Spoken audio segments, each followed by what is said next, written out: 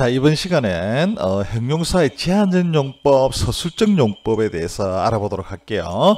여러분들이 영어 공부를 해왔다면 또는 앞으로 하게 된다면 이 형용사의 제한적 용법, 서술적 용법에 대해서 계속 듣게 될 건데요. 이게 무슨 말인가 하면 일단 용어 자체가 엄청 무섭습니다. 그죠? 어마무시하게 무섭습니다. 별로 내용을 알고 나면 아주 간단하고 쉽습니다. 그거 한번 이제 알아보도록 하겠습니다. 자, 형용사의 제한적 용법과 서술적 용법이 뭐냐?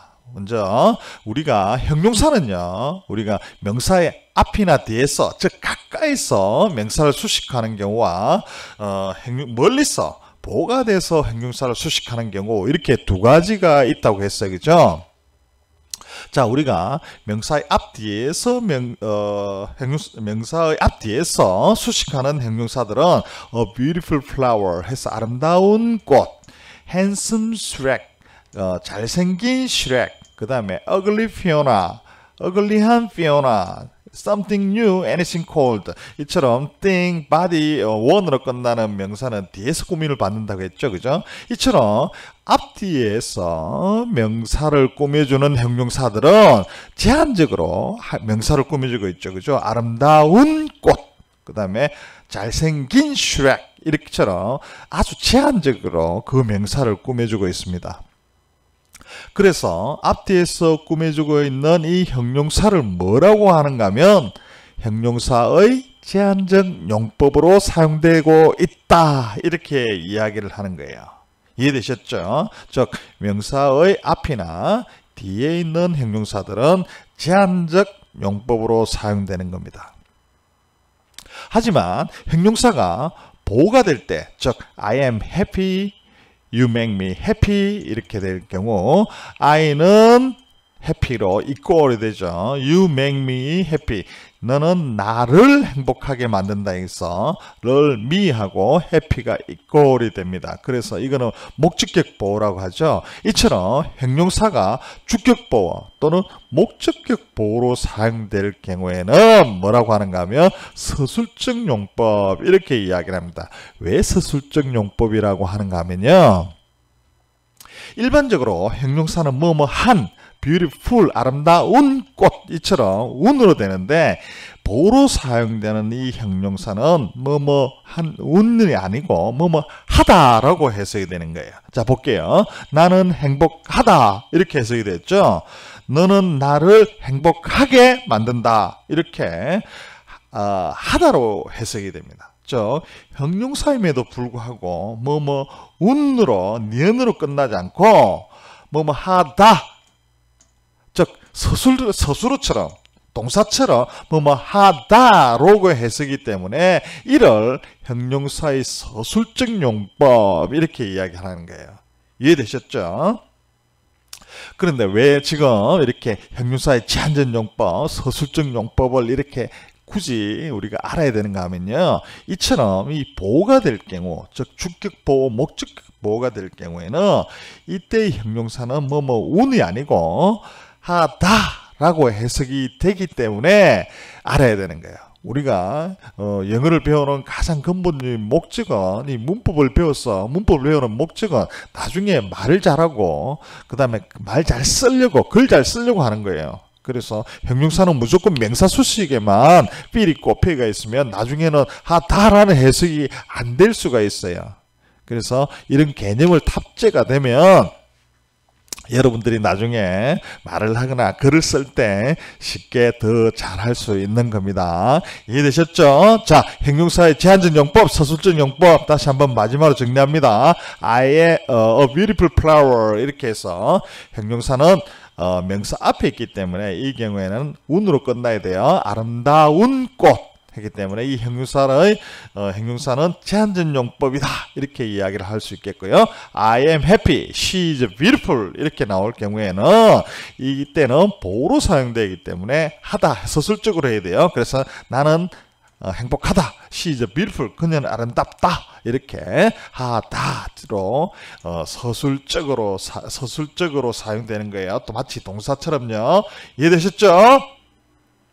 형용사가 보호 역할을 할 경우, 즉 주격 보호, 목적격 보호 역할을 할 경우에는 마치 서술어처럼 하도로 해석된다. 이것만 알고 있으면 됩니다.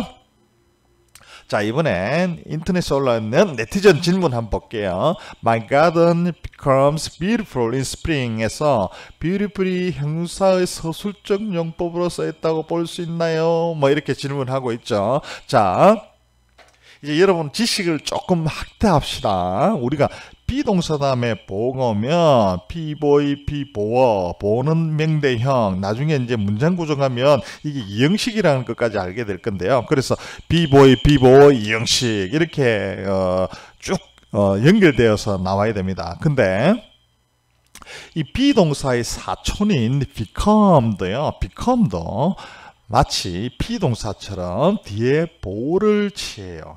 그래서 보호를 취하는 이형식 일반 동사 이렇게 나중에 가면 배우게 될 건데 이처럼 become, get, seem, grow, turn, remain 몇 개 안 돼요. 일반 동사 보호를 취하는 일반 동사 몇 개 안 됩니다. 그래서 단열 성과랑 내가 되는데 요것만 또 알고 있으면 요 동사 뒤에는 보호가 올 수 있다. 그래서 명대형이 올 수 있다.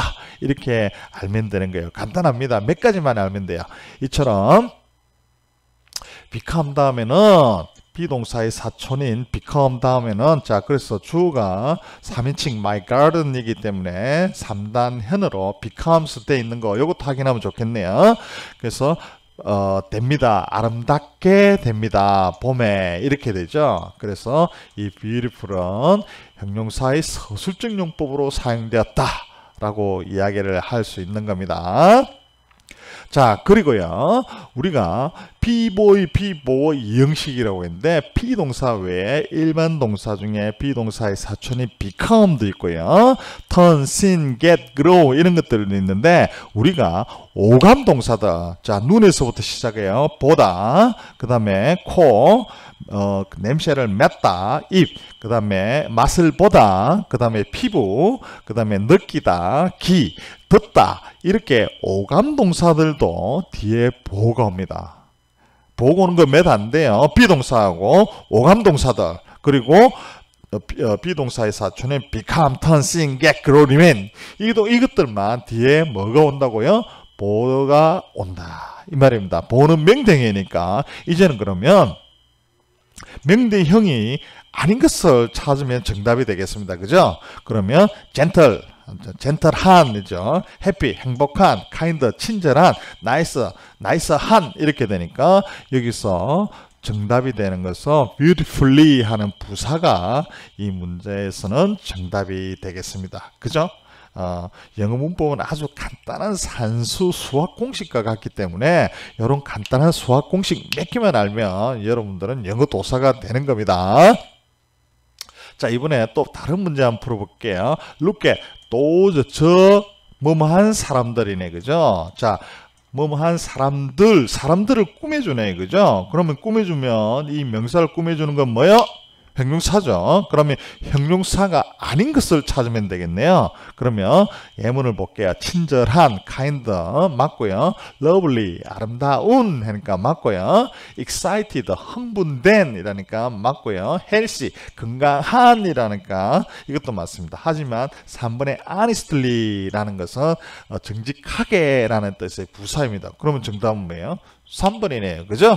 아주 간단합니다.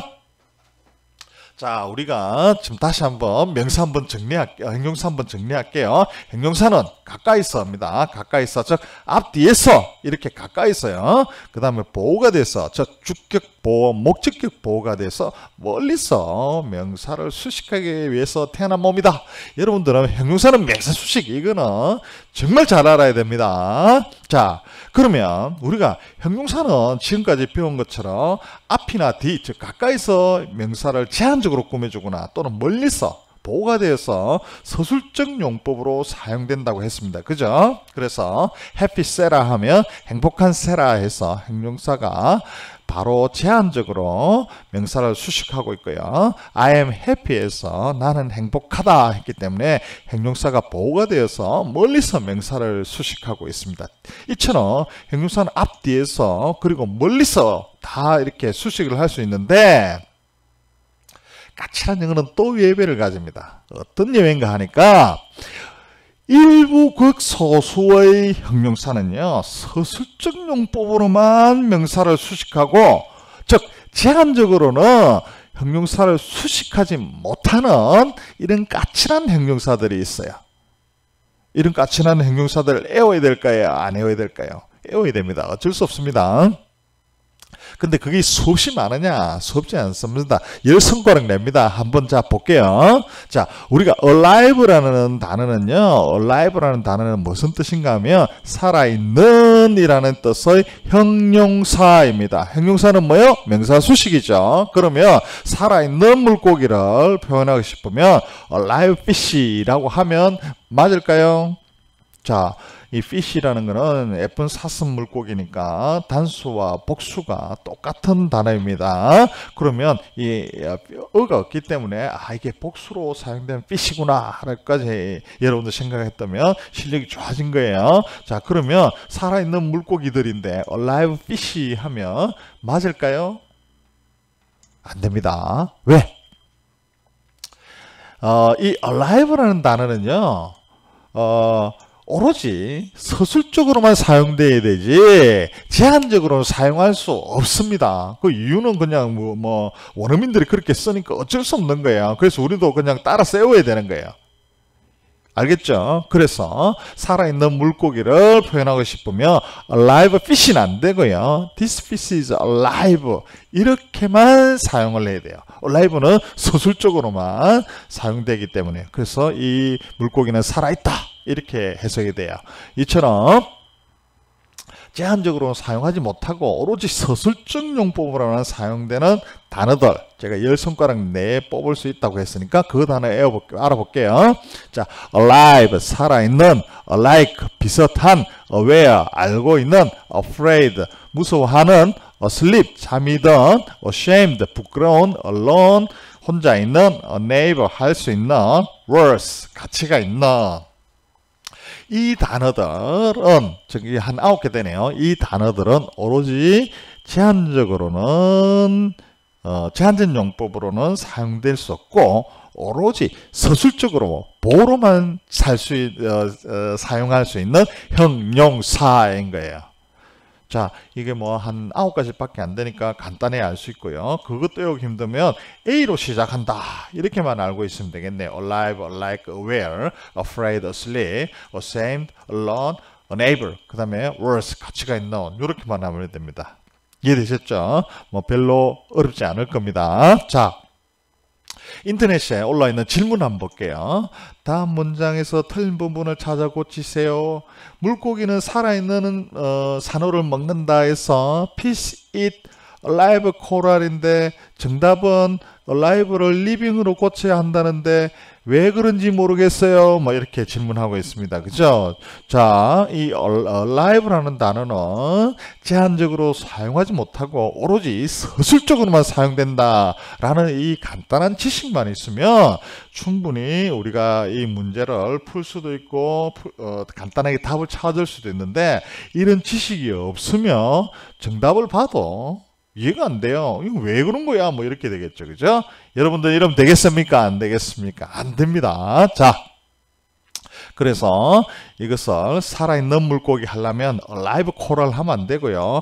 alive라는 단어 위에 그냥 형용사 찾아오면 돼요. 그런 게 어떤가 하면 living, 살아있는 이라는 형용사를 쓰든지, 또는 live, 살아있는 이런 형용사를 사용하면 됩니다. alive만 안 쓰면 되는 거예요. 그래서 fish eat living coral 또는 fish eat live coral 이렇게 하면 되는 거예요. 또는 the coral is alive, the coral은 살아있다, 뭐 이런 식으로 되어 있다면 이거는 문법적으로 맞는 겁니다. 이해되셨죠?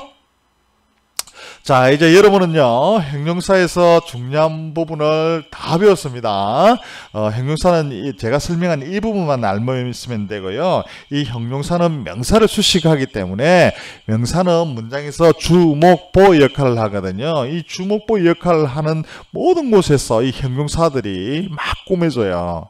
그래서 문장이 자꾸 길어지는데 형용사는 명사를 수식한다. 이 개념이 정확하게 탑재가 되어 있다면 여러분들이 앞으로 배울 다른 여러 부분들 투부정사, 관계대명사, 형용사절 이런 것도 쉽게 이해를 할 수 있을 것입니다. 이제 당신의 업그레이드 처방 문제를 풀어보면서 다시 한 번 더 형용사에 대해서 개념을 더욱더 정확하게 잡도록 하겠습니다. 수고하셨습니다, 여러분.